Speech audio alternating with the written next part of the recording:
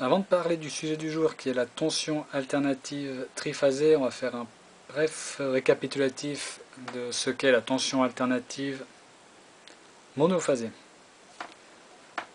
Alors, une tension alternative monophasée, c'est une tension de forme sinusoïdale d'une fréquence de 50 Hz dans le cas de la tension du réseau électrique. Une tension crête d'environ 325 volts et une tension efficace qui est égale à la tension crête divisée par la racine de 2, donc environ 230 volts.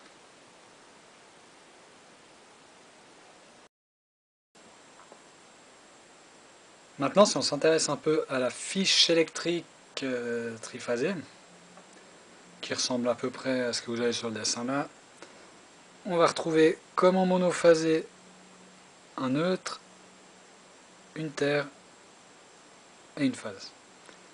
Ensuite, on voit qu'on a deux autres emplacements pour des fiches ici. Là, on va retrouver la phase numéro 2 et la phase numéro 3. Alors, comme en monophasé, si on mesure entre une phase, n'importe laquelle, L1, L2, L3 par rapport au neutre, on va retrouver à chaque fois nos 230 volts efficaces. Maintenant, au contraire, si on mesure entre deux phases,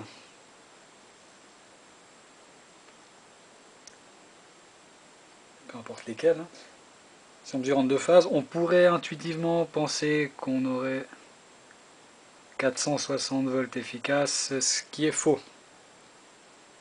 En vérité, on retrouve 400 volts efficaces entre deux phases. Alors pour comprendre pourquoi 400 volts, il faut qu'on s'intéresse un peu à ce qu'on retrouve en fait dans cette prise. Alors si on regarde un peu la forme de nos tensions triphasées, qu'est-ce qu'on retrouve? On retrouve trois phases comme on avait avant en monophasé. Donc toujours avec une fréquence de 50 Hz, toujours avec une tension efficace de 230 volts. Ça ne change pas.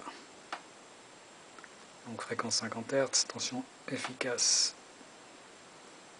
de 230 volts et une tension crête toujours d'environ 325 volts. Maintenant on remarque que toutes les courbes sont décalées les unes par rapport aux autres et qu'elles ont toutes le même décalage. Donc entre chacune de ces phases on a un décalage que je appelle ici φ qui est de 120 degrés. Et c'est justement à cause de ces 120 degrés de déphasage qu'on retrouve 400 volts et pas 460. Alors pour comprendre encore plus d'où viennent les 400 volts, on va analyser ça vectoriellement.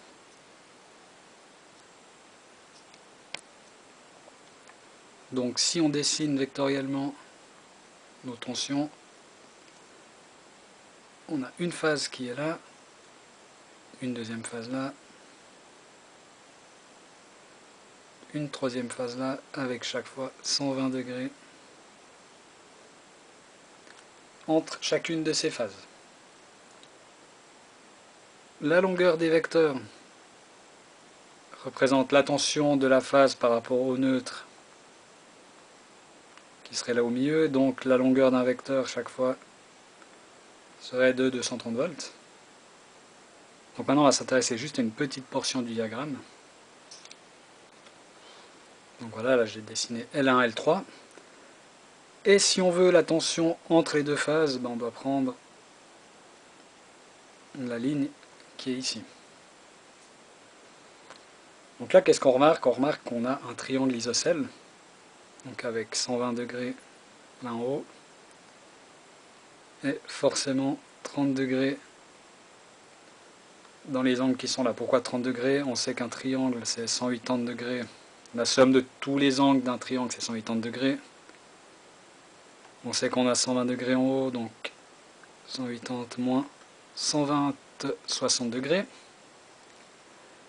On sait qu'on a un triangle isocèle, donc on sait aussi que les deux angles ici sont égaux, donc on peut diviser nos 60 degrés par 2 et on se retrouve avec deux angles de 30 degrés.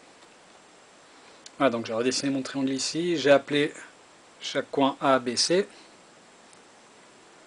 et je vais couper mon triangle en deux et appeler le point ici D. Alors notre tension de deux phases, c'est la droite BC, et on voit que cette droite BC, elle vaut deux fois la droite BD. On voit aussi qu'on a deux triangles rectangles, avec un angle de 30 degrés ici. Alors, sur mon triangle rectangle ABD, on va aller, avec notre angle ici de 30 degrés, on va aller chercher le côté adjacent de l'angle. Donc si on se rappelle de notre trigo, le côté adjacent de l'angle, c'est le cosinus de notre angle fois l'hypoténuse. Donc en l'occurrence, si on cherche BD, ça va être égal à cos de 30 fois AB. Ensuite, mon AB, je vais le réappeler V pour la tension, vu que au départ c'est ce qu'on cherche.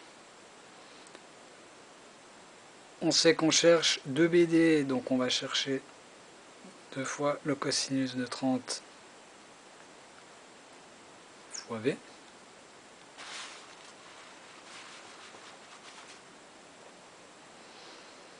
Donc je peux réécrire mon équation sans les parenthèses. Ça ne va rien changer du tout. Le cosinus de 30, si on le calcule, on se rend compte qu'on obtient racine de 3 sur 2. Je peux simplifier mes deux, et on va se retrouver avec l'équation racine de 3 fois U efficace. Et donc là, on se retrouve avec notre formule pour calculer la tension efficace, la tension qu'on a entre deux phases. Donc si à la place de V efficace, on va mettre 230 volts, racine de 3 fois 230, ça nous donne environ 400 volts.